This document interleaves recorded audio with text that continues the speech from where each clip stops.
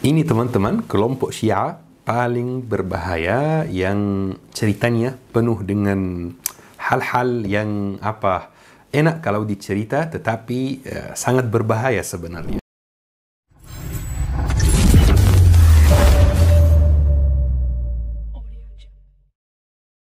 Assalamualaikum warahmatullahi wabarakatuh ya syabab. Hari ini membawa satu cerita tentang kelompok Syiah yang paling berbahaya.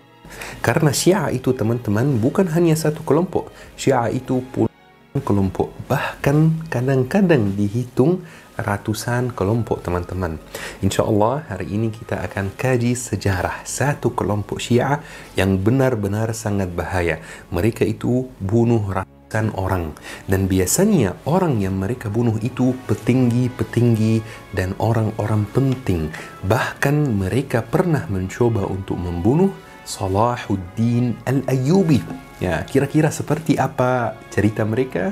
InsyaAllah kita kaji bersama hari ini. Bismillah ya syabab. Kita harus tanya diri sendiri dulu. Apa itu Syiah? Kata Syiah itu apa yang dimaksud dari kata Syiah? Mungkin teman-teman ada yang akan jawab, Syiah itu kelompok yang ada di Iran itu yang tidak begitu suka dengan sahabat Rasulullah sallallahu alaihi wasallam dan suka secara berlebihan terhadap atau sayang cinta secara berlebihan terhadap Ali bin Abi Thalib dan Ahlul Bait. Tetapi jawabannya tidak sesederhana itu teman-teman. Saya kenal satu ustaz di Indonesia yang dari Ahlus Sunnah wal Jamaah seperti kita, yang disertasi dia tentang kelompok-kelompok Syiah dan sejarahnya.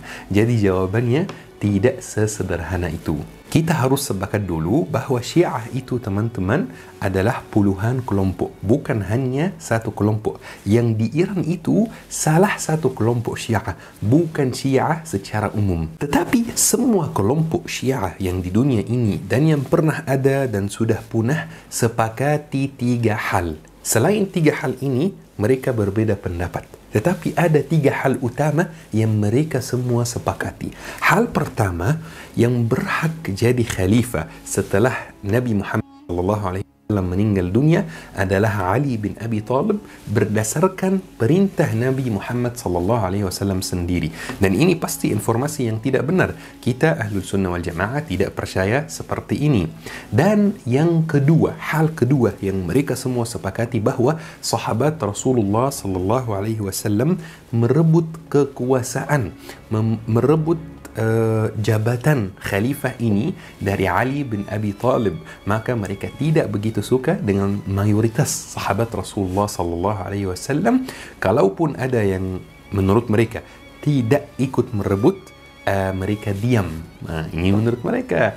Nomor tiga hal yang mereka sepakati. Yang berhak jadi khalifah setelah Ali bin Abi Thalib adalah keturunannya Ali bin Abi Thalib. Dan menurut mereka keturunan itu ma'sum. Dan nomor tiga ini mereka sebut dengan imamah.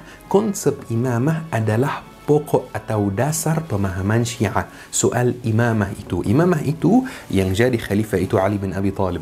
Terus yang di bawahnya keturunannya. Terus yang di bawahnya keturunannya. Tidak boleh yang jadi khalifah itu selain keturunan Ali bin Abi Thalib. Ini artinya imamah. Beberapa dari jamaah pernah bertanya kepada saya, Syekh, di mana tempat belajar bahasa Arab yang baik? Kami mau memahami Al-Quran, kami mau memahami isi hadis Rasulullah SAW. Selalu ana merekomendasikan syabab belajar akademi. Kenapa? Karena dua. Yang pertama, kelasnya untuk pemula. Yang kedua, tersedia kelas malam. Setelah selesai kerja, tersedia kelas subuh sebelum berangkat kerja. Teman-teman, jangan bosan dulu ya, karena di kajian hari ini akan disebut banyak nama. Dan teman-teman perlu fokus nama-nama seperti apa biar tetap bisa mengikuti alur ceritanya. Mereka semua kelompok Syiah di dunia ini dan yang pernah ada di sejarah Islam sepakati tiga hal tersebut. Tetapi perbedaan atau hal-hal yang mereka tidak sepakati banyak sekali juga. Dan khususnya atau hal mereka, hal utama yang mereka tidak sepakati adalah siapa yang berhak jadi khalifah setelah Ali. Mereka sepakat kalau yang jadi khalifah itu keturunan Ali. Tetapi siapa di keturunan Ali? Ini yang mereka tidak sepakati. Ada yang berpendapat Al-Hasan yang harus jadi khalifah. Ada yang berpendapat Al-Husain yang harus jadi khalifah. Baik, setelah Al-Hasan, setelah Al-Husain, siapa yang jadi khalifah? Ini yang mereka tidak sepakati. Coba kita lihat bersama teman-teman. Di dunia ini sekarang ada 3 kelompok Syiah yang paling terkenal. Ya, kita sudah sepakat. Jumlah kelompok Syiah itu puluhan, bahkan ratusan. Tetapi ada 3 kelompok yang paling terkenal. Kelompok pertama ini namanya Syiah Zaidiyah. Syiah Zaidiyah. Dan mereka sepakati 3 hal yang kita tadi sebutkan, bahawa yang berhak jadi khalifah itu adalah Ali bin Abi Talib. Setelah Ali bin Abi Talib, Al-Hasan. Setelah Al-Hasan, Al-Husain bin Ali bin Abi Talib. Kemudian Al-Hasan bin Al-Hasan, cucu Ali bin Abi Talib. Kemudian Zaid bin Ali bin Al-Husain, namanya Zaid. Makanya mereka disebut Syiah Zaidiyah. Dan mereka hanya percaya pada 5 imam tersebut.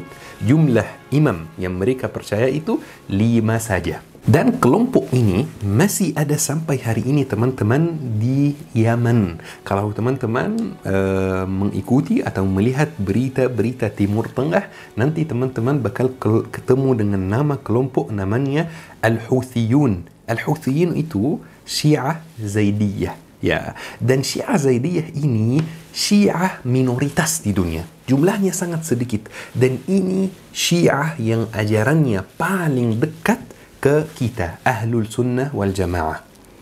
Mereka berpendapat bahawa Ali bin Abi Talib berhak jadi khalifah. Menurut mereka ini yang terbaik. Tetapi mereka juga berpendapat jika ada orang lain yang menggantikan Ali, tidak masalah, tidak apa-apa. Seharusnya Ali. Tetapi jika ada yang menggantikannya, tidak apa-apa. Mereka terima saja. Makanya mereka tidak membenci sahabat. Mereka kalau sebut nama salah satu sahabat, mereka mengucapkan radhiyallahu anhu. At-Taraddi namanya. Dan ini minoritas teman-teman. Dan ini bukan Syiah yang ada di Iran. Bukan Syiah yang terkenal, yang kita semua ketahui. Kemudian ya syabab, ada kelompok Syiah satu lagi yang terkenal. Ini Syiah mayoritas. Syiah yang ada di Iran, Syiah yang ada di Iraq, Syiah yang videonya pernah muncul di beberapa media Indonesia akhir-akhir ini. Dan Syiah tersebut teman-teman namanya Syiah Ithna Ashriyah, Syiah ke-12.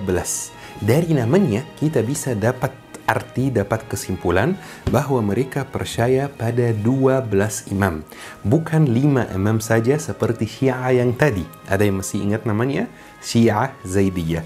12 imam yang mereka percaya itu adalah imam pertama, yaitu Ali bin Abi Talib, kemudian Al-Hasan, kemudian Al-Husain, kemudian Ali bin Al-Husain, kemudian Muhammad bin Ali, kemudian Ja'far bin Muhammad, kemudian Musa bin Ja'far, kemudian Ali bin Musa, kemudian Muhammad bin Ali, kemudian Ali bin Muhammad, kemudian Al-Hasan bin Ali, kemudian Muhammad bin Al-Hasan. Dan Muhammad bin Al-Hasan ini dalam kepercayaan mereka ini adalah Al-Mahdi Al-Muntazar. Al-Mahdi yang ditunggu-tunggu. Dalam ajaran kita Ahlus Sunnah wal Jamaah tidak ada yang namanya Al-Mahdi Al-Muntazar. Namanya Al-Mahdi saja. Ya, karena Al-Mahdi berbeda di Ahlus Sunnah wal Jamaah sama Syiah. Konsep Al-Mahdi itu sangat berbeda. Di Syiah ke-12 Al-Mahdi sudah dikenal namanya. Dan ada ceritanya. Tetapi di kita tidak tahu siapa Al-Mahdi dan kapan Al-Mahdi akan muncul. Dan teman-teman, Syiah ke-12 ini Syiah mayoritas. 90% dari Syiah yang ada di dunia ini merupakan Syiah ke-12 teman-teman. Dan bukan ini yang kita bakal bahas juga hari ini. Yang kita bakal bahas hari ini adalah kelompok Syiah ketiga yang paling terkenal. Syiah Ismailiyah teman-teman. Namanya Syiah Ismailiyah. Dan ini tergolong sebagai kelompok Syiah yang ajarannya benar-benar berbeda dengan ajaran Ahlul Sunnah wal Jamaah. Benar-benar berbeda dari ajaran Islam yang benar teman-teman. Dan sesuai namanya, itu mereka pasti percaya pada seseorang namanya Ismail. Seperti Syiah Zaidiyah. Yang pertama ada nama Zaid, makanya mereka dikasih nama Syiah Zaidiyah. Ini Syiah Ismailiyah. Dan mereka juga percaya pada beberapa imam yang berbeda dengan kelompok pertama dan kelompok kedua. Ayo kita lihat siapa imam-imam mereka. Imam pertama Ali bin Abi Thalib, ini semuanya mereka sepakati. Yang kedua Al-Hasan, yang ketiga Al-Husain, yang keempat Ali bin Al-Husain, yang kelima Muhammad bin Ali, yang keenam Ja'far bin Muhammad, yang ketujuh Ismail bin Ja'far, dan mereka berhenti di sini. Hanya 7 imam saja. Jadi yang pertama 5 imam, yang kedua 12 imam, yang ketiga ini, dan ini yang kita bakal bahas hari ini adalah 7 imam. Mereka berhenti di imam namanya Ismail. Dan ya syabab, Syiah Ismailiyah itu membuat negara sendiri atau dinasti sendiri yang namanya dinasti Fatimiyah. Ya, Al-Daulah Al-Fatimiyah. Mungkin teman-teman pernah dengar tentang dinasti tersebut. Dinasti yang berada di Mesir hampir 200 tahun, teman-teman.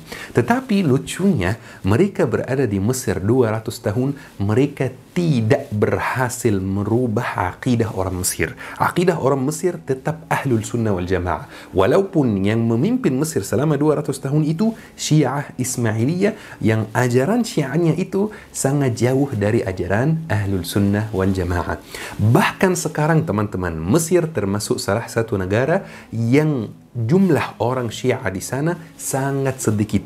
Jumlah orang Syiah di Arab Saudi lebih banyak dari Mesir. Coba bayangkan, teman-teman. Dan teman-teman, dalam ajaran Syiah Ismailiyah itu, ketika soal kepemimpinan, mereka ada satu aturan. Aturan ini kalau dilanggar, haram hukumnya, teman-teman. Apa aturannya?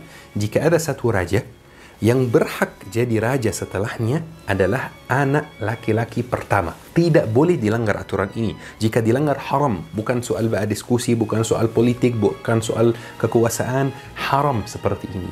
Dan ada salah satu raja Fatimiyah namanya Al-Mustansir Billah. Dan ini raja yang sangat lemah, teman-teman. Dia tidak mampu menguasai dan mengontrol negara yang dia pimpin, teman-teman. Makanya semua urusan negara itu diwakilkan kepada wazirnya. Wazirnya itu seperti PM, Prime Minister, teman-teman. Diwakilkan kepada wazirnya yang namanya Badruddin Al-Jamali.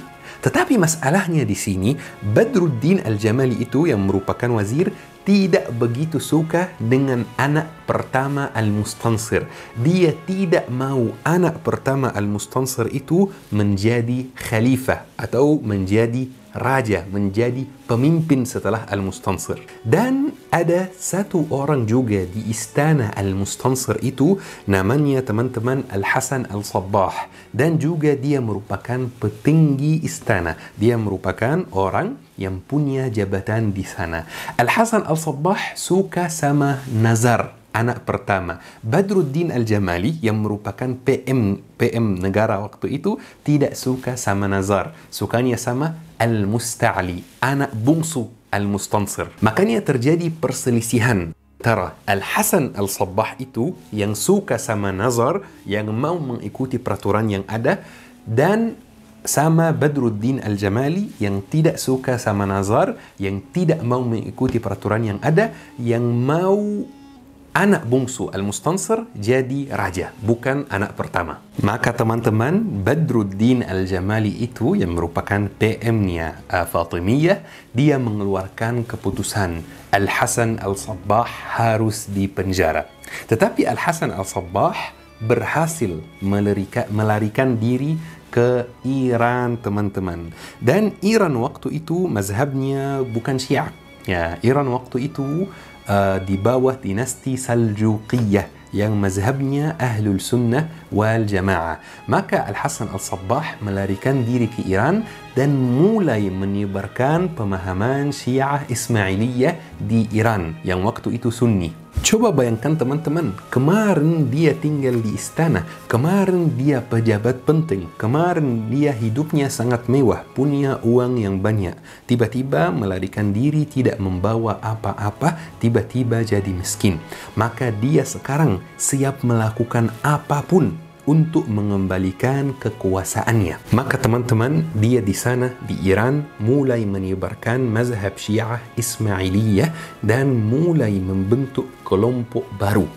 Kelompok yang dari segi akidah Syiah Ismailiyah, tetapi tujuan kelompok ini adalah melakukan asesinasi atau pembunuhan berbayar, ya. Dibayar membunuh orang, dipanggil untuk membunuh orang. Asesinasi. Dan kelompok Al-Hasan As-Sabbah itu mulai membesar teman-teman.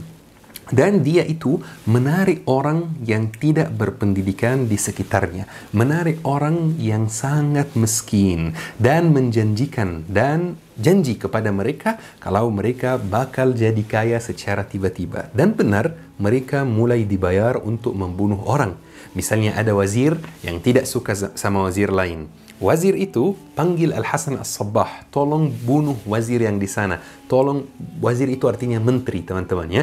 Tolong bunuh wazir yang di sana. Kemudian dibayar uang yang banyak. Makanya orang yang tertarik dengan dakwah atau tertarik dengan Al-Hasan As-Sabbah itu tambah tertarik sama dia karena mereka jadi kaya secara tiba-tiba teman-teman. Dan Al-Hasan waktu itu mencari tempat untuk bersembunyi, tempat untuk merencanakan pembunuhan tersebut, dan dia berhasil ketemu kastel di Asfahan. Tetapi sebentar lagi dia pindah ke kastel lain namanya kastel Alamut. Dan biar orang-orang yang bersama Al-Hasan As-Sabbah itu semakin percaya sama dia, dia harus membumbui perilaku dia dengan ayat-ayat dari Al-Quran dan hadis-hadis.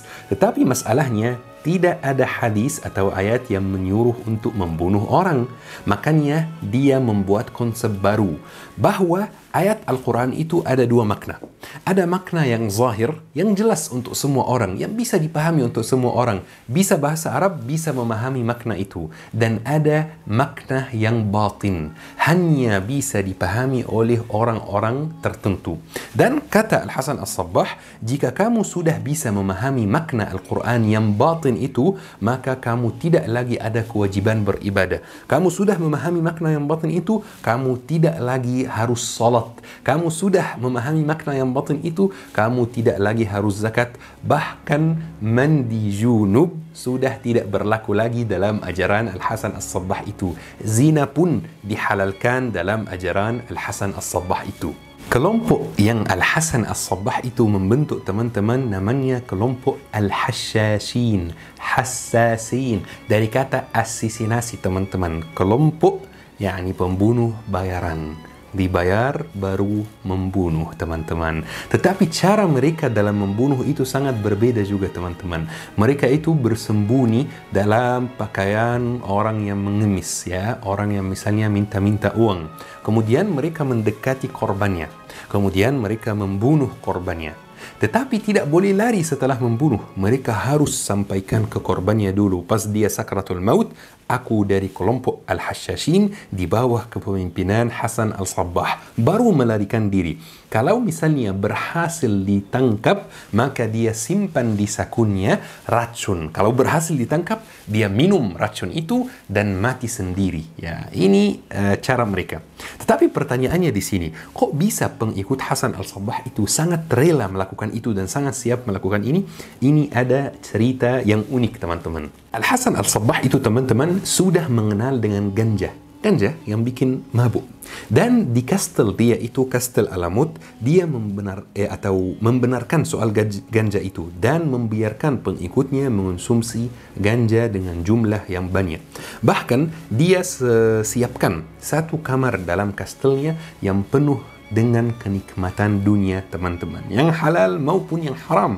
Mohon maaf ya, penuh dengan kamar itu, penuh dengan khamar, penuh dengan perempuan yang cantik yang mohon maaf tidak pakai baju sama sekali. Dan dia kalau misalnya mau menugaskan salah satu pengikutnya untuk membunuh seseorang, dia kasih banyak ganja kepada dia sampai dia tidak sadar lagi. Kemudian dia memasukkan pengikutnya itu ke dalam kamar tersebut. Hari selanjutnya, setelah pengikutnya bangun tidur, dia tidak begitu ingat apa yang terjadi. Kemudian dia mulai cerita sama Al-Hasan Al-Sabbah, aku kemarin di mana? Jadi Al-Hasan Al-Sabbah mengatakan kepada dia, aku kemarin telah memasukkan kamu ke dalam surga. Jika kamu mau masuk ke dalam surga lagi, maka pergilah membunuh orang itu. Jika kamu masih hidup, aku bakal memasukkan kamu ke surga. Jika kamu sudah meninggal, kamu juga bakal masuk surga. Seperti ini konsepnya teman-teman kelompok Al-Hashashin yang membuatnya Al-Hasan Al-Sabbah itu. Pokoknya teman-teman, kelompok Al-Hashashin itu tidak bisa dikalahkan sama sekali. Soalnya base mereka berada di Kastel Alamut. Dan Kastel Alamut itu tingginya 2100 meter dari permukaan laut, teman-teman. Coba bayangkan 2100 meter. Pasti kalau ada tentara yang mau mengalahkan mereka atau mau naik ke kastel mereka untuk membunuh mereka, susah sekali, teman-teman. Dan Al-Hasan Al-Sabbah itu bertahun-tahun tidak keluar dari kastelnya. Dia hanya mengelola dan mengontrol semuanya dari kastel tersebut. Sampai Al-Hasan Al-Sabbah itu meninggal dunia dan ada yang menggantikan dia yang namanya Rashiduddin Sinan bin Salman, yang merupakan pemimpin yang lebih parah dari Al-Hasan Al-Sabbah. Ya. Jadi Rashiduddin Sinan bin Salman itu, teman-teman, bukan hanya dibayar oleh orang lain, tetapi dibayar oleh tentara Salibiyin, tentara Eropa yang datang kepada daerah tersebut untuk menghancurkan khilafah dan merebut banyak tanah. Bahkan ketika kelompok Al-Hashashin itu di bawah kekuasaan atau di bawah kepemimpinan Rashiduddin Sinan bin Salman itu, mereka mencoba untuk membunuh Salahuddin Al-Ayyubi, disuruh oleh tentara Eropa yang datang ke Timur Tengah dalam waktu itu. La ilaha illallah, teman-teman, mereka dibayar oleh negara lain untuk membunuh orang di negaranya sendiri. Seperti ini pengkhianat, teman-teman. Sampai suatu hari tentara Hulaku Khan dari Mongolia datang untuk menghancurkan dinasti Abbasiyah atau khilafah Abbasiyah.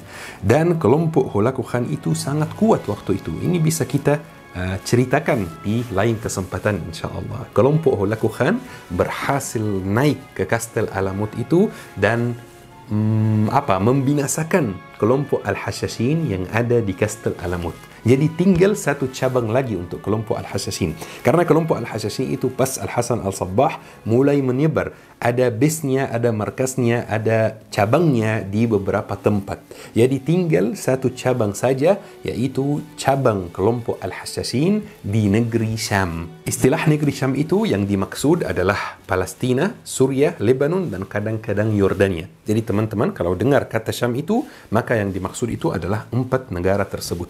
Dan teman-teman, kelompok Al-Hashashin atau cabang kelompok Al-Hashashin yang di negeri Syam itu dikalahkan oleh Az-Zahir Bibers dari Mesir mulai tahun 669 Hijriyah sampai tahun 671 Hijriyah, teman-teman. Dan sekitar 200 tahun yang lalu, baru kemarin 200 tahun yang lalu, ada orang yang namanya Hasan Ali Shah di India muncul dan mengaku pengikut Al-Hasan Al-Sabbah dan mengaku berakidah Syiah Ismailiyah, teman-teman, dan dia dikasih julukan Agha Khan dan kelompoknya masih ada sampai hari ini. Pemimpin Agha Khan sekarang berkeluarga negaraan Inggris dan Portugis, ya. Beda sekali dengan daerah Timur Tengah. Tetapi aktivitasnya sekarang beda dengan aktivitasnya di zaman dahulu, ya. Tidak ada lagi asesinasi. Ini, teman-teman, kelompok Syiah paling berbahaya yang ceritanya penuh dengan hal-hal yang enak kalau dicerita, tetapi sangat berbahaya sebenarnya. Semoga insyaAllah kajian sejarah hari ini bermanfaat, teman-teman. Yuk kita akhiri kajian hari ini dengan doa kafaratul majlis. Subhanakallahumma bihamdik, asyhadu an la ilaha illa anta, astaghfiruka wa atubu ilaik. Syukran. Assalamualaikum warahmatullahi wabarakatuh.